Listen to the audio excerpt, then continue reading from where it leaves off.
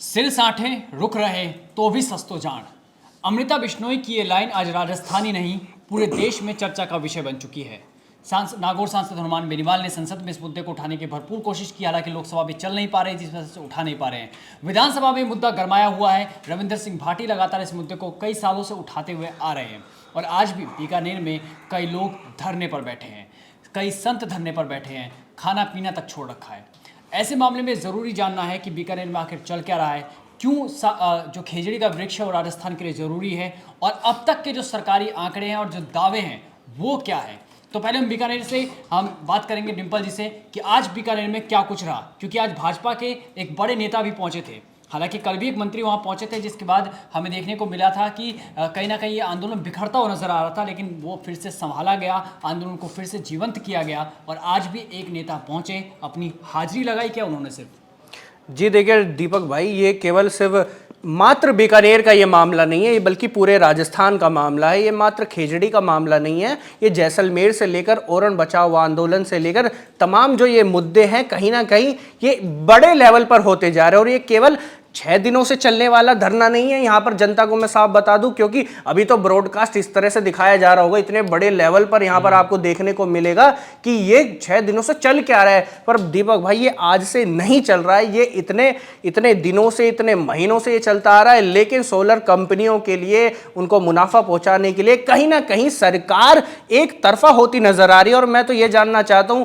विधानसभा सत्र के दौरान मुख्यमंत्री भजनलाल शर्मा ने अपनी बातें रखी और वो कहते हैं कि साधु संत उनसे मिलने के लिए आए थे और कहते हैं कि हाँ मैंने उनकी बातें सुनी। लेकिन मेरे को एक बात समझ में नहीं आती कि वो 1 साल पहले आए थे साधु संत, और जो ये धरना है बड़े लेवल पर वो अब हो रहा है जब पूरी दुनिया की नजर, पूरे राजस्थान की नजर अब इस पर आकर थम चुकी है। तो कहीं ना कहीं सरकार घुटने टेकते भी मुझे नजर आ रही है। बिल्कुल, ये एक बड़ा दावा इन्होंने भी कर दिया है कि सरकार को घुटना टेकना पड़ेगा, क्योंकि देखिए ना सिर्फ मैं कह रहा हूँ कि पक्ष बल्कि विपक्ष के भी नेता अब इसमें आ गए हैं कि खेजड़ी को लेकर कड़ा कानून अपनाया जाना चाहिए। रविंद्र सिंह भाटी ने भी इसको लेकर एक बड़ा कदम उठाया कि खुद से एक कानून लाने की कोशिश की है। जैसे जी क्या कहना चाहेंगे इस पे आप? देखिए, इसके बारे में जो मैं कहना चाहूँगा वो ये है कि जैसे आपने देखा, आपने भाटी की बात करी, बीजेपी के नेताओं की बात करी, कांग्रेस की नेता सब आ रहे हैं, पर नेता जो वहाँ पे पहुँच रहे, जैसे अभी हनुमान बेनीवाल के आरएलपी के थान सिंह डोली भी पहुँचे थे, उन्होंने भी कहा था भी ये किसी राजनीतिक मुद्दा नहीं है।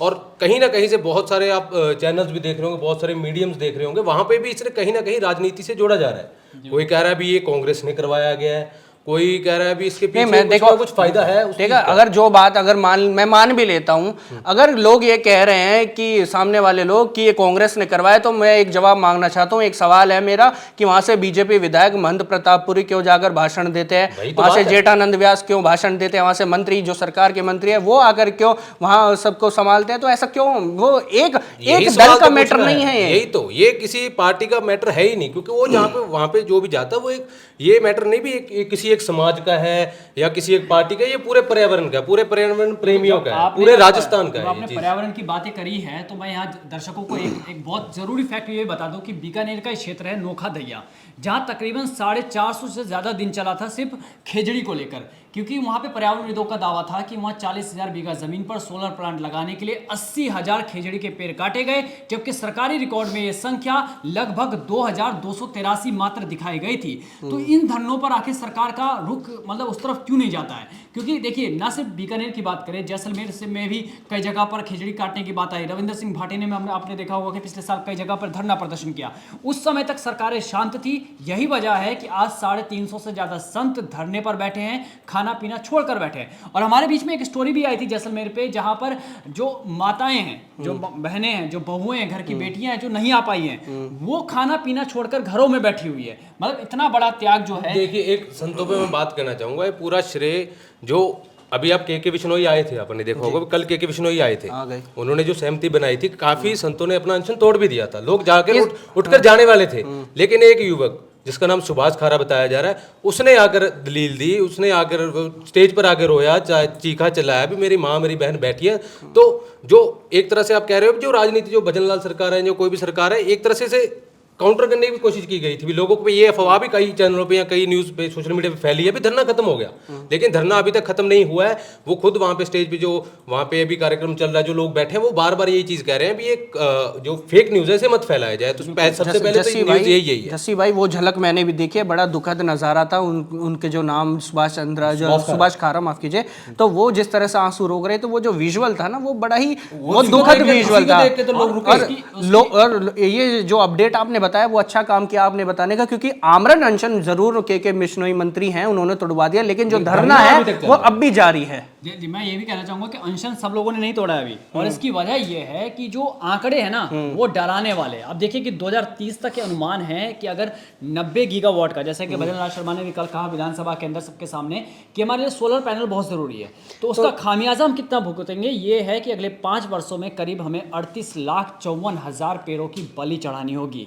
जी जी जी दीपक भाई, यही बात पीसीसी प्रदेश अध्यक्ष गोविंद डोटासरा ने भी, आपके यहाँ से आई थी खबर जयपुर से, तो आपने ही मुझे बताया था कि पीसीसी चीफ ने भी ये कहा है कि वो अडानी को खुश कैसे रखेंगे, अडानी तो ना खुश हो जाएंगे। लेकिन दो तरफा बात आपको पहले मुझे बताइए, आपको कैसी लगती है मुख्यमंत्री की? मुख्यमंत्री को कल जो 2 घंटे का पूरा अभिभाषण था उसमें कहीं ना कहीं खिचड़ी को लेकर बात करनी चाहिए थी, क्योंकि ना सिर्फ राजस्थान के लिए बड़ा मुद्दा हो चुका है बल्कि पूरे देश के लिए बड़ा मुद्दा हो चुका है। क्योंकि हम देखें कि सिर्फ बीकानेर की बात नहीं कर रहे, हम जैसलमेर की बात करें जहां ओरन को बचाने के लिए, खिचड़ी के साथ ओरन भी बहुत जरूरी है, तो ओरन को बचाने के लिए पदयात्राएं चल रही है, लगातार लोग जो पैदल चल रहे हैं सरकार को जगाने के लिए, इस ठंड में, इस गर्मी में, धूप में निकले हुए हैं लोग और पैदल ये मांग कर रहे हैं कि ओरन को बचाने के लिए कानून लाया जाए, खिचड़ी को बचाने के लिए कानून लाया जाए। और कमाल की बात तो ये है कि ना सिर्फ विपक्ष के नेता बल्कि जैसा कि हमने पहले भी कहा था कि जो वहाँ महंत प्रतापपुरी हैं, जो बाबा बालकनाथ हैं, हम कह रहे हैं बाबा बाल मुकुंदाचार्य, जो मतलब संत माने जाते हैं भाजपा के अंदर, जो भगवाधारी नेता हैं,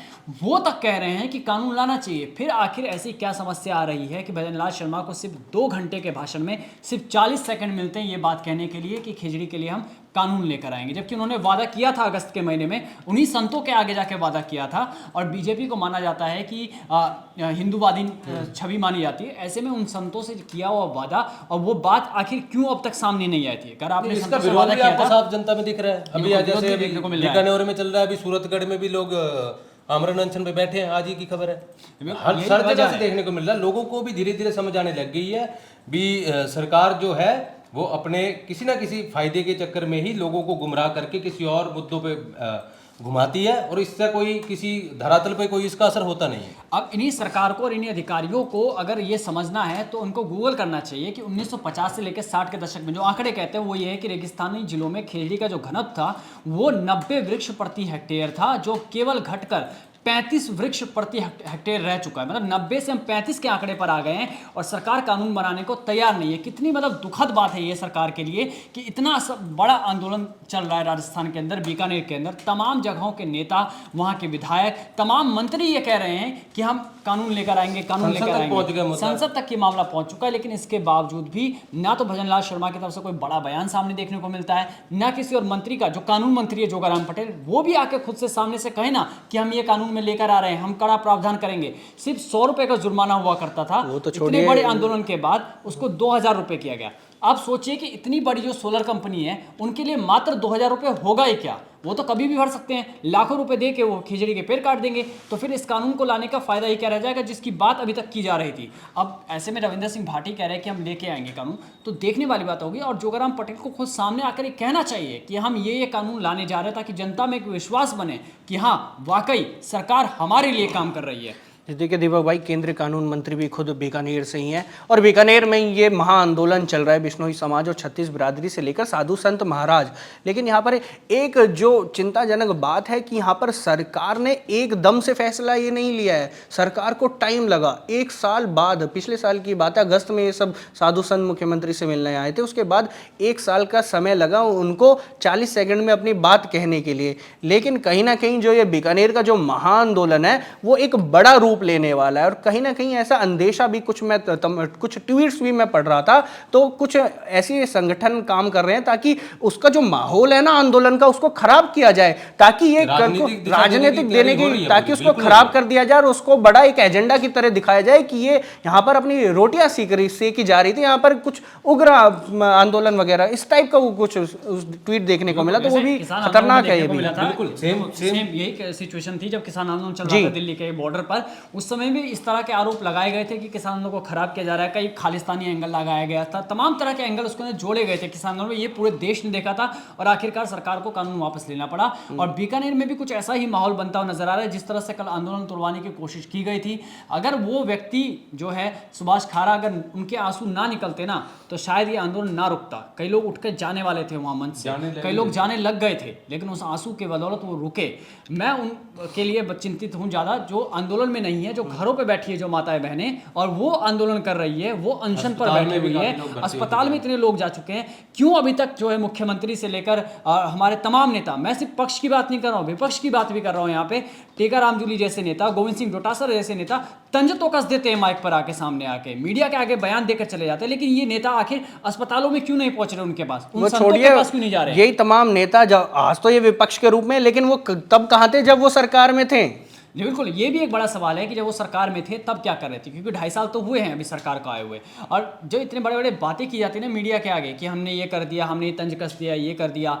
कल देखा होगा विधानसभा में आपने कि दोनों नेताओं में बात चल रहा था कि 5 साल बनाम 2 साल। भजन लाल शर्मा किताब लेकर आ गए। उनको क्या ये किसी ने पढ़ाया नहीं कि खिचड़ी का महत्व क्या है? अगर नहीं पढ़ाया तो हम बता देते हैं। देखिए, खिचड़ी का जो महत्व है वो बहुत ही जो मिट्टी की उर्वरता को बढ़ाने वाला माना जाता है, क्योंकि वो नाइट्रोजन की मात्रा ज़्यादा बढ़ाता है, साथ ही रेगिस्तान का प्रचार रोकता है। इसकी जो जड़ें होती है वो काफ़ी अंदर तक फैली होती है, तो इसकी वजह से रेगिस्तान में वो रुका रहता है। और 47 डिग्री सेल्सियस की गर्मी में भी पेड़ हरा भरा रहता है, जैसे कि कई रिपोर्ट्स में भी आ चुका है। राजस्थान के लोग इस बात को जानते हैं, क्योंकि खिचड़ी से सिर्फ खिचड़ी एक वृक्ष नहीं है, उससे निकलने वाली सब्जी सागरी जो कि सबसे ज़्यादा फेमस है पश्चिमी राजस्थान में, आप उसे कहाँ से लाओगे? जो पशु चारा होता है जिसे लूंग कहा जाता है, इसके पत्तों को, जो वहाँ के बकरियों के लिए, गायों के लिए अत्यंत पौष्टिक तत्व माना जाता है। मैंने तो ये भी सुना दीपक भाई, ये खिचड़ी के पेड़ की रोटियां भी लोगों ने बना के खाई हुई हैं। ये एक समय तक जब मैं कुछ इसके खाने बारे को में नहीं था। मैं इसके बारे में बात करूंगा, वो काल जो था वही बात करूंगा। लेकिन सवाल ये है कि जब आप खिचड़ी को काट देंगे उस समय वहाँ पशु चारे के लिए क्या आएगा?